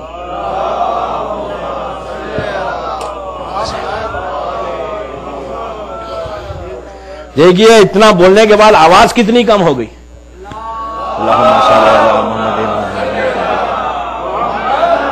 بابا میں آپ کے اچھے کے لیے, میں ان لڑکوں سے یوتھ سے بات کر رہا ہوں, بزرگوں سے نہیں, تو آپ کے لیے بہتر بولوں. میں یہ چاہتا کہ ہر امام کا چاہنے والے کی زندگی ایسے آگے بڑھے جیسا امام وقت چاہتا ہے. آپ کو دیکھیں, اس سے بڑی بات کیا ہے کربلا کا میسج یہ ہم وارثہ پڑھتے ہیں، عاشورہ پڑھتے ہیں، کہتے ہیں سارا اللہ اپنا یقین کریں اگر ان بیماریوں کو ہم چھوڑ دیں تو صحیح معنی میں سارا اللہ اپنا سارے کا جواب دے رہے ہیں، پھر آپ کو موقع ملے گا۔ یہ وہ مظلوم امام آج کا، یہ ایسا مظلوم ہے، یہ ایسا مظلوم ہے کہ ایک چاہنے والا امام کو زندان میں جب ڈالا گیا نا، یوں ہی ہارون رشید پکڑ کے نہیں ڈالتا ہے۔ امام مدینے میں، ہارون بغداد میں بیٹھا ہوا ہے۔ کئی مرتبہ امام زندان میں گئے۔ برمخی ایک خاندان تھا، ظالمین، مولا کے دشمنوں کا، اہل بیت کے دشمنوں کا۔ اس خاندان بہت قریب تھا، اس کے ایڈوائزرز تھے۔ اس نے کہا کہ یہ بتاؤ کہ سب سے زیادہ کون ہے موسیٰ بن جعفر کا دشمن؟ تو اس نے کہا کہ انہی کا ایک سگا بھتیجا ہے، بڑا لالچی ہے، گریڈی ہے، کہ تم اس کو خریدو، میں موسیٰ بن جعفر کو زندان میں ڈالنا چاہتا ہوں، قید کرنا چاہتا ہوں۔ محمد ابن اسماعیل یہ پہنچا، اس کے پاس پہنچا، کہا کہ تم آ کے شکایت کرو اور اتنا مال تم کو دیا جائے گا۔ اس نے، وہ لالچی تھا، سگا بھتیجا امام کا۔ یہ بھی ایک میسج ہے کہ کبھی یہ سوچو مت کہ ارے امام کا بھتیجا کیسے کر سکتا ہے، امام کا پوتا، چھٹے امام کا پوتا، سگا گرینڈ سن، اسماعیل کا بیٹا، محمد جو تھا وہ اسماعیل کا بیٹا تھا، سگا گرینڈ سن اور ساتویں امام کا سگا نیویو، وہ کیسا بک سکتا؟ شیطان کہاں کہاں پہنچ کر ایمان کو بکواتا ہے۔ تو یہ مت سمجھیں کہ آج ہمارے پاس نہیں ہو سکتا، ہمارے پاس بھی ہو سکتا۔ تو اس کی احتیاط کربلا کے لیے بہت ضروری ہے کہ احتیاط سے زندگی کو گزارو۔ اسی لیے کہا شیعہ جو ہے وہ تلوار کی دھار پہ زندگی گزارنا ہے۔ پلے صراط سے مانے، یہاں پہ بھی دنیا بھی پلے صراط ہے۔ اس کو خریدا گیا، یہ آیا امام کے پاس، چلے واقعہ مشہور ہے، بس میں صرف اپنی منزل تک پہنچنے کے لیے پڑھ رہا۔ پہنچا امام کے پاس اور کہنے لگا کہ چچا مجھے کچھ پیسہ چاہیے۔ کہا کیوں چاہیے؟ تو کہا میں بغداد جا رہا ہوں بزنس کرنے۔ تو امام تو جانتے تھے، امام نے کہا جو میں وظیفے دیتا ہوں تجھے بس نہیں ہے؟ تو کہا نہیں، میرے ڈیپس میں پڑ گیا۔ تو امام نے کہا اچھا تو پھر کیا چاہتا ہے؟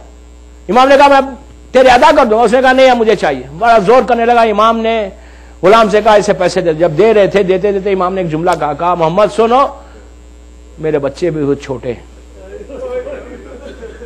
میرے بچے بھی بہت چھوٹے ہیں۔ اس نے کہا آپ نے ایسا کیوں کہا؟ تو امام نے کہا، جب چلا گیا تو امام نے کہا، لوگوں نے پوچھا کہ آپ نے کیوں کہا ایسا؟ تو کہا یہ جائے گا ہارون سے شکایت کرے گا، ہارون مجھے قید کرے گا اور میں 14 سال قید کر کے زندہ سے کروں گا۔ تو لوگوں نے کہا مولا پھر آپ نے دیا کیوں؟ تو کہا یہ میرا سگا بھتیجا، خون ہے میرا، میں اور یہ اپنی حاجت کو طلب کر رہا تھا، یہ میں نہیں چاہتا۔ امام کی احتیاط دیکھیں، احتیاط دیکھیں کہ میں روز محشر خط رحم کی لائن میں کھڑا ہو جاؤں۔ میری ٹاپک میں بول چاہتا تھا لیکن گھڑی کی سوئی میرا ساتھ نہیں دے گی، کل موقع ملا تو بولوں گا اس پہ۔ یہ بھی ایک عجیب ڈیزیز ہے، بیماری ہے ہمارے پاس آج۔ اس بیماری سے بھی نکلنا ہے دوستو، پھر اسی کے بعد سارا اللہ اپنا سارے کا جواب دے سکو گے۔ ادروائز امام کے ساتھ امام کو جوائن نہیں کر سکتے اگر اس بیماری میں مبتلا ہم ہو جائیں، جو آج کل ہمارے پاس کا ایک کامن چیز ہو گئی۔ بس ہارون نے امام کو زندان میں بلا لیا، ظلم کا۔ آپ کو پتا ہے امام کیسے قید کیے گئے؟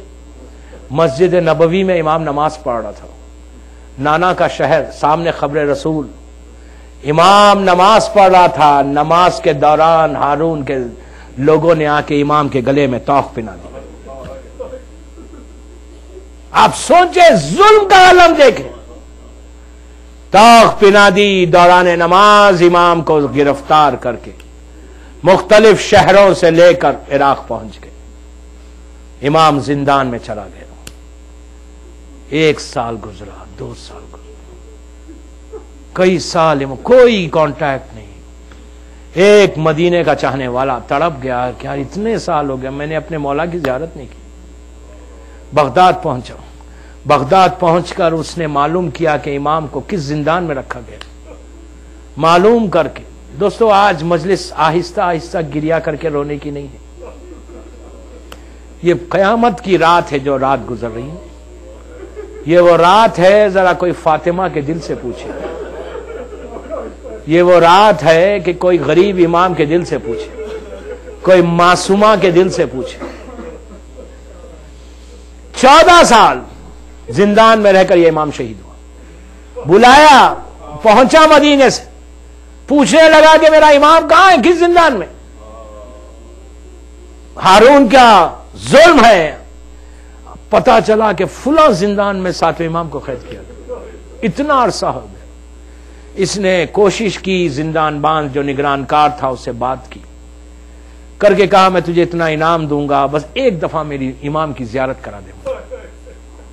اس نے کہا کہ رات کے فلاں حصے میں آنا, میں تمہیں زیارت کراؤں گا, دور سے کراؤں گا. اس نے کہا ٹھیک ہے. دوستو رات کے حصے میں یہ پہنچا. یہ زندان نیچے تھا, میں نے جیسے کہا زندان نیچے تھا. وہ زندان میں جس زندان میں امام کی شہادت ہوئی نیچے تھا. اوپر ایک روشن دان تھا کافی بلندی پہ, یہ اوپر لے کے جاتا ہے, نیچے بیسمنٹ کی طرح زندان ہے نیچے. جو وینٹیلیٹر تھا اس وینٹیلیٹر کے پاس لے کر گیا اور کہا دیکھ لے نیچے تیرا امام. یہ کہتا ہے کہ جب میں نے نیچے دیکھا تو مجھے امام نظر نہیں آئے. امام نظر نہیں آیا بلکہ کپڑا نظر آیا. میں نے پوچھا مجھے امام کی زیارت کرے گا, وہی تو تیرا امام ہے.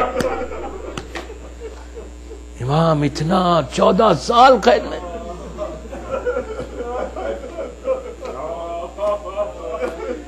اتنے کمزور ہو گئے تھے. امام وہ رہا وہاں. آج کی تاریخ آئی, ہارون اتنے سال رکھنے کے بعد بھی اس کو چین نہیں ملا. 14 سال پھرا مولا زندان میں رہنے کے بعد. اس کے بعد بھی اس نے ایک ایسا, کئی زہر کے حملے ہوئے, پھر ایک ایسا زہر بھجوایا کہ اس امام کے بارے میں ہے کہ جب وہ زہر, 2-3 روایتیں, انگور میں, پانی میں, کئی روایتیں, بہرحال جب زہر آیا تو جس پانی میں ڈالا گیا تھا تو وہ پانی جب زمین پہ ڈالا گیا تو زمین پھٹ گئی. آپ سوچیں تو امام کے کلیجے کا کیا حال ہوا ہوگا. امام کو زہر دیا گیا, امام تڑپتا رہا. جو زندان باندھ تھا, جو کام کرتا تھا, اس نے قریب آگے کہا مولا میں کچھ مدد کرو, تو کہا کہ اتنا کر کہ میرے نیچے سے بستر کو ہٹا دے. کہا مولا آپ کے جسم پہ زہر کا اثر ہو گیا, آپ خاک پہ لیٹنا چاہتے, تو کہا کہ میں آخری وقت میرے جد کو یاد کر کے ان کی تاثیر میں کہ میرا جد جب کربلا میں گھوڑے سے زمین پر آیا تو کربلا کی جلتی ہوئی ریت تھی. آپ کی آوازیں بلند ہو گئی, خدا کسی غم میں نہ رلائے. امام خاک پہ تڑپتا رہا. عزیزو اسی دوران میں آخری لمحات تھے. امام رضا غریب باعجاز مدینے سے بغداد پہنچے, زندان میں پہنچے. جیسے امام نے اپنے فرزند کو دیکھا, ہاتھوں کو پھیلا دیا, غریب امام سینے سے لگ گیا. یہ دنیا کا دستور ہے کہ جب باپ آخری وقت آتا ہے بیٹا سینے سے لگتا ہے, لیکن ہائے کربلا کا وہ امام زین العابدین کہ امام حسین آتے دیکھتے کہ اتنے تیر پیوست تھے کہ چوتھے امام سینے سے نہیں لگ سکے. وہ وقت آیا کہ گفتگو ہوئی, دوران گفتگو امام نے کہا السلام علیکم یا اہل بیت نبوہ. بس عزیزو 8ویں امام نے اپنا امامہ پھینکا, باپ کے قدموں پہ گر گئے, کہا بابا میں یتیم ہو گیا. جو چند لوگ تھے انہوں نے بڑی محبت سے ہٹایا.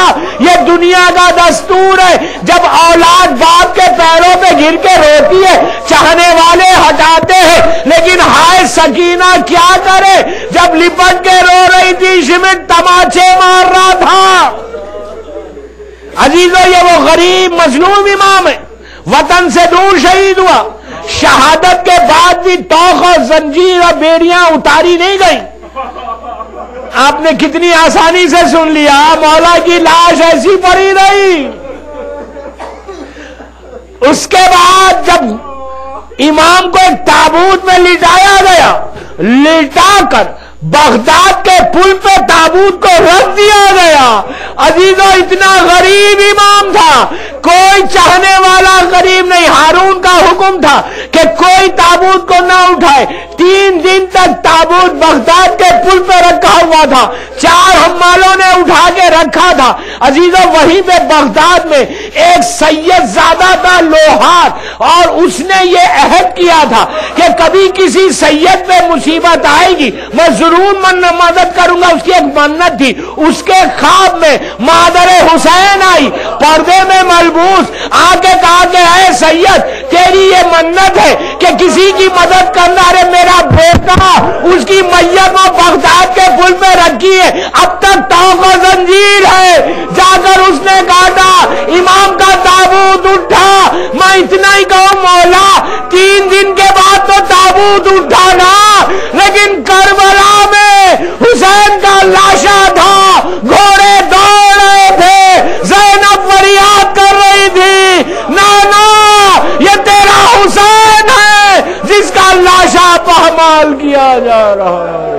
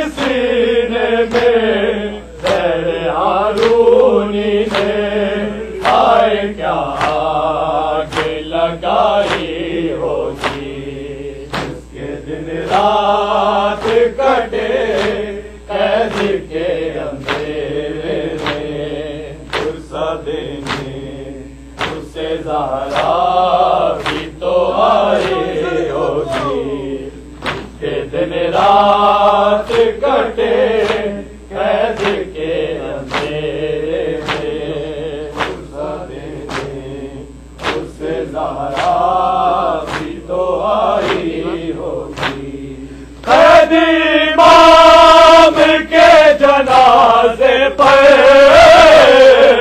اپنی نظریں جھکا کے پرسا دو کے پرسا تابوت کو اختر آج جو روئے گا اس کی محشر میں رسائی ہوگی اس کے دن رات کٹے قید کے اندھیرے میں فرصا دینی اس سے زہرا بھی تو آئی ہوگی اس کے دن رات کٹے قید کے اندھیرے میں فرصا دینی اس سے زہرا بھی تو آئی ہوگی جس نے زنجیر اتارے تیرے رسم سجا نبھانے والے کوئی اپنا تو تیرے پاس نہ تھا اور میت تیری مزدوروں نے اٹھائی ہوگی اس کے دن رات کٹے قید کے اندھیرے میں محمد والے محمد صلوات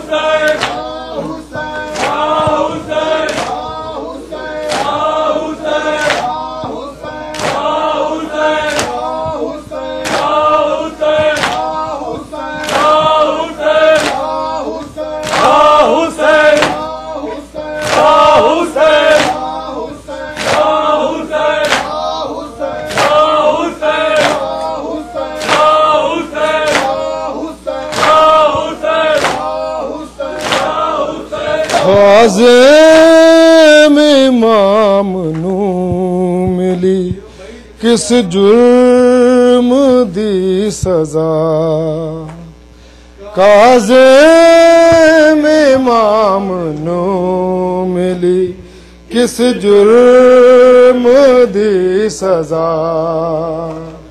کاظم امام نو ملی کس جرم دی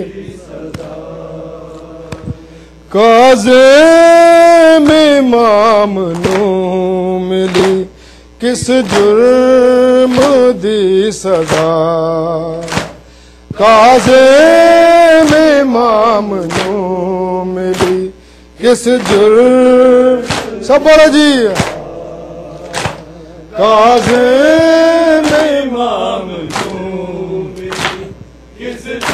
پھر بولا جی کاظم امام کس جرم دی سزا کاظم امام نو ملی کس جرم دی سزا کاظم امام نو ملی کس جرم دی سزا بولا جی کاظم امام نو ملی کس جرم دی سزا کاظم امام نو ملی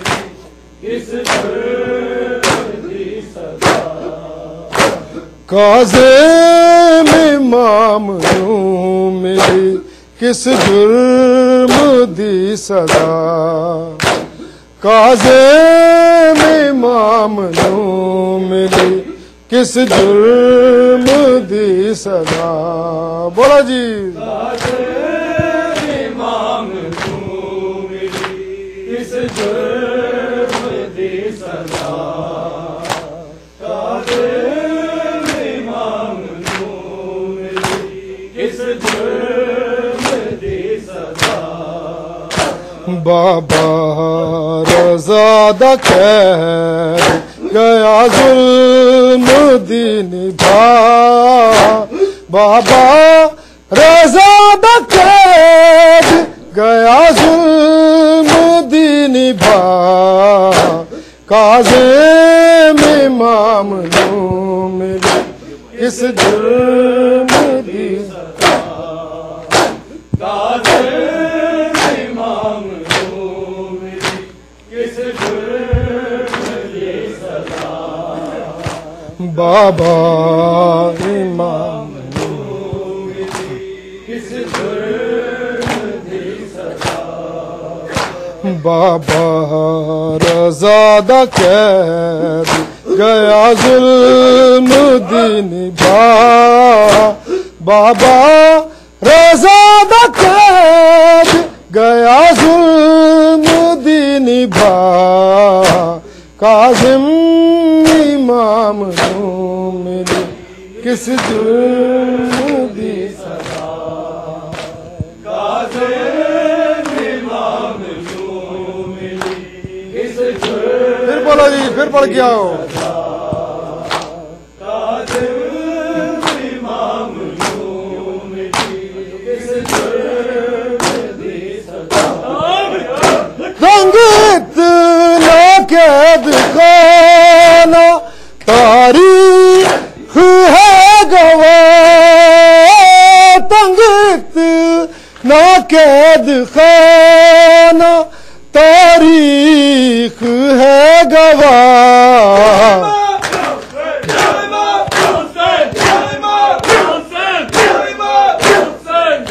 تنگ اتنا قید خانہ تاریخ ہے گواہ کروٹ بدل نہ سکدا سی وارث رسول دا کروٹ بدل نہ سکدا سی وارث رسول دا کاظم امام نوں ملی کس جرم دی سزا کاظم امام نوں ملی کس جرم پھر پڑھو جی کاظم امام نوں ملی کس جرم دی سزا تنگ اتنا قید خانہ تاریخ ہے گواہ تنگ اتنا قید خانہ تاریخ ہے گواہ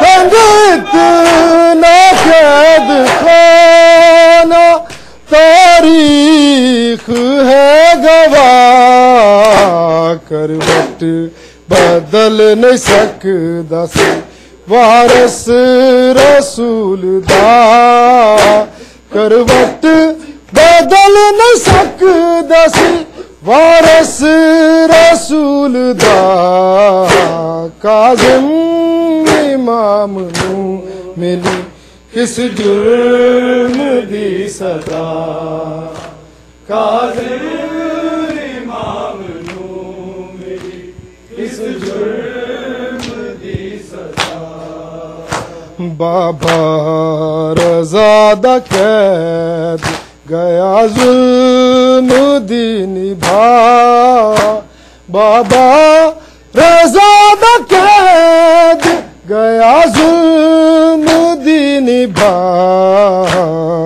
کاظم امام نو ملی کس جرم دی سزا کاظم امام نو ملی کس جرم دی سزا میات وین کیتے جناب بطول نے میات وین کیتے جناب بطول نے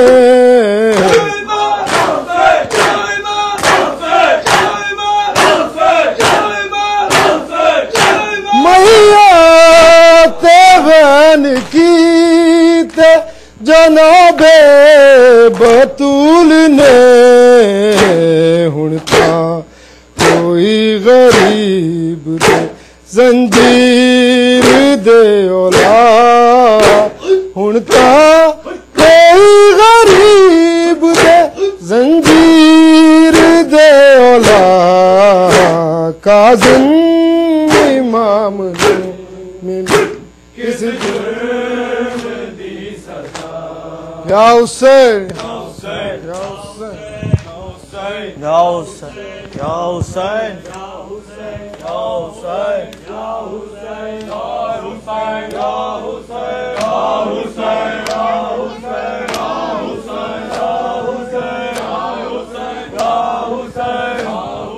یا حسین یا حسین یا حسین یا حسین یا حسین یا حسین یا حسین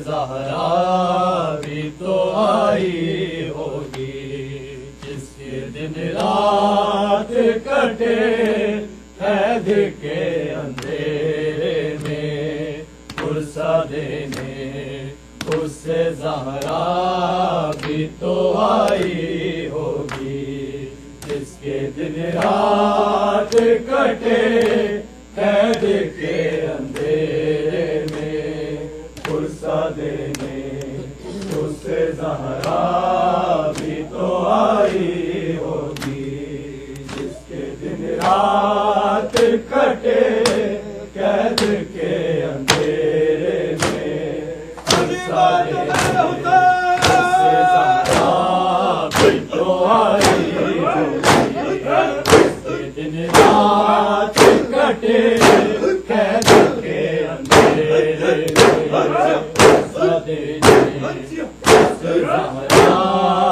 تو آئی ہوگی جس کے دن رات کٹے قید کے اندھیرے میں پرسا دینے اس سے زہرا بھی تو آئی ہوگی جس کے دن رات کٹے قید کے اندھیرے میں پرسا دینے اس سے زہرا بھی تو آئی مولا جس کے دن رات کٹے قید کے اندھیرے میں پرسا دینے اس سے زہرا بھی تو آئی ہوگی جس کے دن رات کٹے قید کے اندھیرے میں پرسا دینے زہرا بھی تو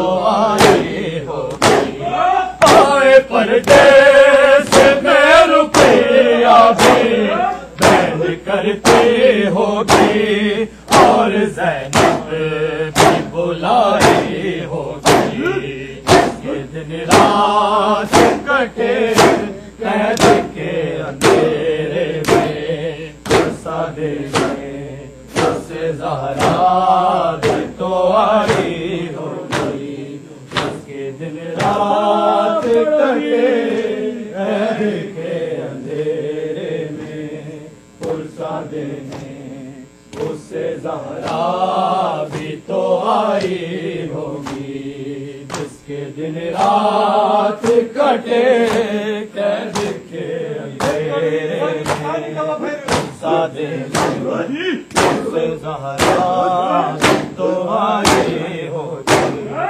آئے پردیس میں رقیہ بھی میں کرتی ہوگی، اور زینب بھی بلائی ہوگی، جس کے دن رات کٹے قید کے اندھیرے میں پرسا دینے، اس سے زہرا بھی تو آئی ہوگی، جس کے دن رات کٹے قید کے اندھیرے میں پرسا دینے، اس سے زہرا بھی تو آئی، سب جواب دینا میں مولا، جس کے دن رات کٹے قید کے اندھیرے میں پرسا دینے، اس سے زہرا بھی تو آئی ہوگی، جس کے دن رات کٹے قید کے اندھیرے میں پرسا دینے، اس سے زہرا بھی تو آئی ہوگی۔ زیر انگوروں میں جب بھر کے دیا ایک ظالم نے میرے مولا کو، زیر انگوروں میں جب بھر کے دیا ایک ظالم نے میرے مولا کو، موسیٰ کاظم کے پاک سینے میں زیر ہارونی نے آئے کیا آگ لگائی ہوگی، جس کے دن رات کٹے قید کے اندھیرے میں پرسا دینے، اس سے زہرا بھی تو آئی ہوگی، جس کے دن رات کٹے قید کے اندھیرے میں پرسا دینے، اس سے زہرا بھی تو آئی ہوگی، جس کے دن رات کٹے قید کے اندھیرے میں زہرا بھی تو آئی ہوگی۔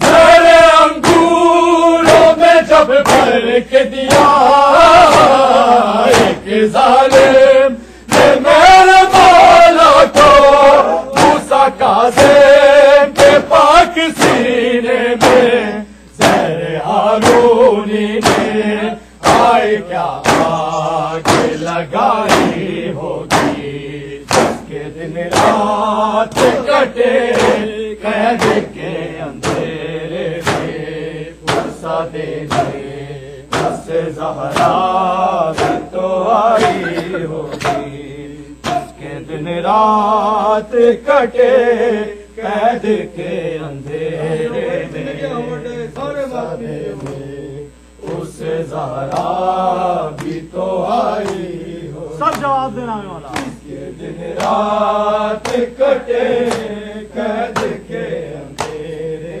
میں پرسا دینے، اس سے زہرا بھی تو آئی، جس نے زنجیر اتارے تیرے رسم سجا نبھانے والے، جس نے زنجیر اتارے تیرے رسم سجا نبھانے والے، کوئی اپنا تو تیرے پاس نہ تھا، اور میت تیری مزدوروں نے اٹھائی ہوگی، جس کے دن رات کٹے قید کے اندھیرے میں پرسا دینے، اس سے زہرا بھی مولا جس کے دن رات کٹے قید کے اندھیرے میں غصہ دینے اس سے زہرا بھی تو آئی ہوگی جس کے دن رات کٹے قید کے اندھیرے میں غصہ دینے اس سے زہرا بھی تو آئی ہوگی جس نے زنجیر اتارے تیرے اس میں سجا نبھانے والے کوئی اپنا تو تیرے پاس نہ تھا اور میت تیری مزدوروں نے اٹھائی ہوگی جس نے دن رات کٹے قید کے اندھیرے میں غصہ دینے سے زہرا تو آئی ہوگی جس کے دن رات کٹے قید کے اندھیرے میں غصہ دینے اس سے زہرا بھی تو آئی سب پڑھے نام مولا جس کے دن رات کٹے قید کے اندھیرے میں غصہ دینے اس سے زہرا بھی تو آئی ہوگی آئے پردیس میں رقیہ بھی بہن کرتی ہوگی اور زینب بھی بلائی ہوگی جس کے دن رات کٹے قید کے اندھیرے میں غصہ دینے اس سے زہرا بھی تو آئی ہوگی جس کے دن رات کٹے قید کے اندھیرے میں غصہ دینے اس سے زہرا بھی تو آئی ہوگی شام سے آئی سکینہ اجڑی اپنے بابا کو بھی نہ سکی شام سے آئی سکینہ اجڑی اپنے بابا کو بھی نہ سکی جس کے پیروں میں آبلے ہوں گے اور وہ روتی ہوگی شامیوں کی جو ستائی ہوگی جس کے دن رات کٹے قید کے اندھیرے میں غصہ دینے اس سے زہرا بھی تو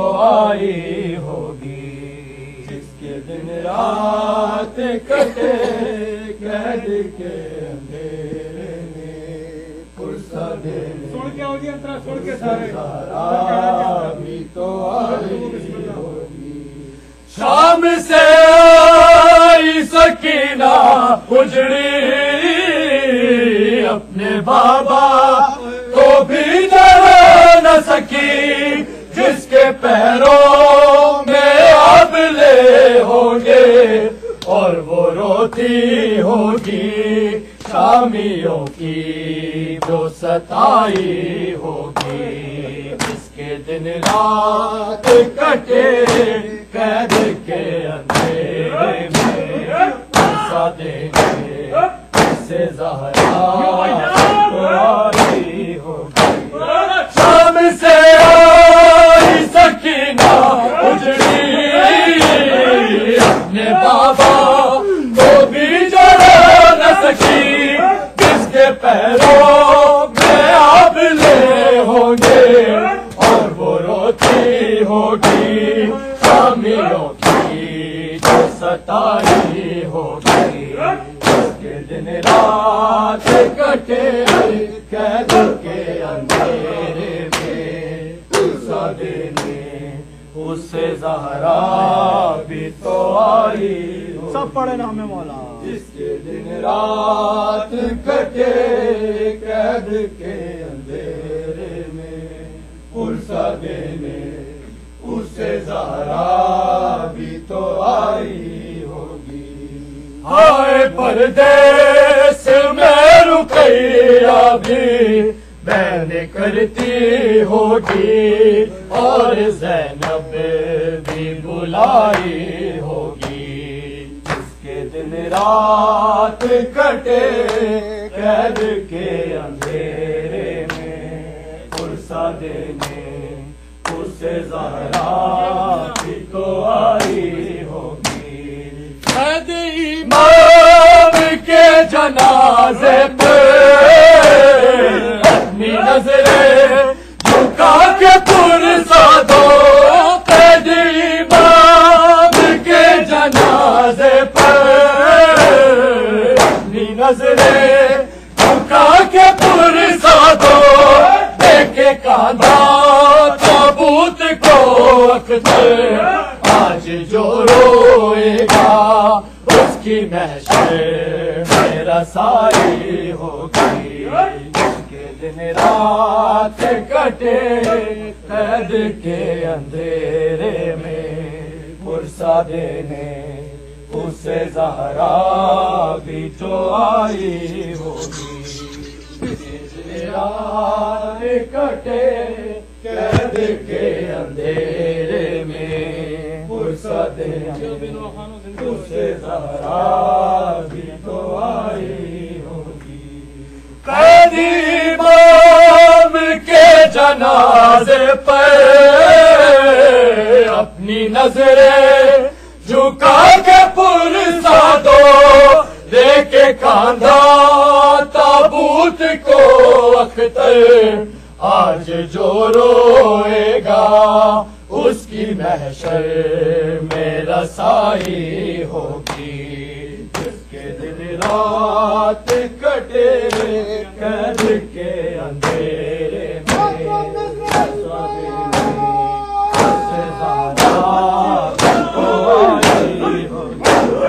قید امام کے جنازے پر نظریں جھکا کے پرسہ دو دیکھے کاندھا تابوت کو اختر آج جو روئے گا اس کی محشر میں رسائی ہوگی دن رات کٹے قید کے اندھیرے میں پرسہ دینے اسے زہرا بھی تو آئی ہوگی بغداد دے بندی خانے چوں جدو لاش کاظم دی آئی بغداد دے بندی خانے چوں جدو لاش کاظم دی آئی بغداد دے بندی خانے چوں جدو لاش کاظم دی آئی بغداد دے بندی خانے چوں جدو لاش کاظم دی آئی بغداد دے بندی خانے چوں جدو لاش کاظم دی آئی بغداد دے بندی خانے چوں جدو لاش کاظم دی آئی بغداد دے بندی خانے چوں جدو لاش کاظم دی آئی بغداد دے بندی خانے چوں جدو لاش کاظم دی آئی بغداد دے بندی خانے چوں جدو لاش کاظم دی آئی بغداد دے بندی خانے چوں جدو لاش کاظم دی آئی بغداد دے بندی خانے چوں جدو لاش کاظم دی آئی رب جانے کیڑا بیر سی مظلوم دی میت مزدوراں تو اٹھوائی بغداد دے بندی خانے چو لاش کاظم دی آئی بغداد دے بندی خانے چو جدو لاش کاظم دی آئی رب جانے کیڑا بیر سی مظلوم دی میت مزدوراں تو اٹھوائی بغداد دے بندی خانے چوں جدو لاش کاظم دی